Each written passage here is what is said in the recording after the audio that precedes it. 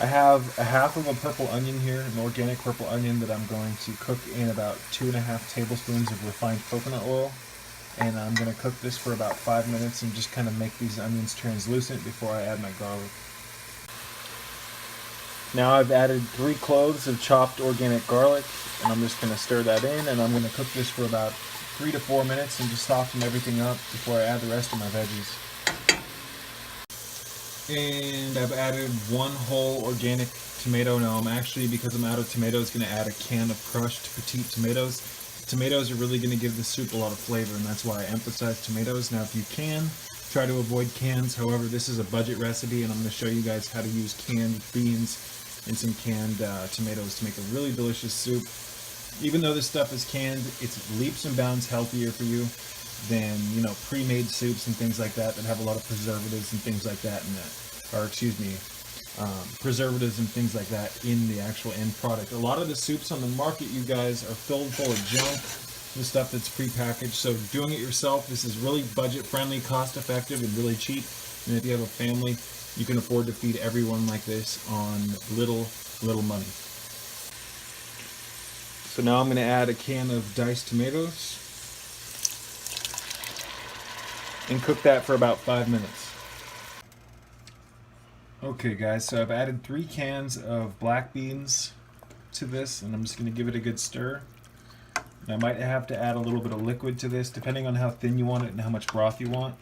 And I'm going to bring this up to a light boil, and then I'm going to add my spices. You can add more veggies to this. I'm just trying to show you guys a really basic template, a foundational soup that you can build upon. You can add things like green beans to this. You could add green onion, cilantro, pretty much whatever you like to this. But this is just a really simple, really cost-effective, affordable recipe, full of protein. You could add rice to this if you wanted to. You could, at the end, what I like to do is add super herbs like spirulina, things like shilajit. You can add ionic magnesium to this. So there's an endless array of things you can do with soups, and that's why I like them. So I looked through the fridge and saw that we had some carrots we needed to use up, so I added 3 small petite carrots to this. Just some simple orange carrots, and I'm also going to add 1 more can, you guys, of the diced tomatoes, just because I like it with a little bit more broth. And after this cooks for a while, I generally cook my soups on low for about an hour, sometimes a little less. I'm going to stir everything in, and then I'm going to season it and then cook it for about an hour again on low, and then turn it off, and I'll have soup. My wife and I will have soup for the next 2 or 3 days to eat with whatever else we're having for dinner and whatnot. It's been kind of cold here in Virginia at night, so soup is perfect. Alright guys, so I've added my extra can of tomatoes. I've added about a teaspoon of pink Himalayan salt to this, and about a half a teaspoon of chili powder. But other than that, I tried this already. I think it's delicious as it is.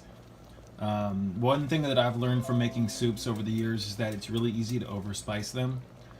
So if you try a soup as it's starting to boil, it won't have as much flavor as it will at the end of when it's done cooking. So I'm going to cook this on a low boil for about 15 minutes, and then I'm going to cook it on low for about 45 minutes to an hour. And once that's done, there's going to be so much more flavor development.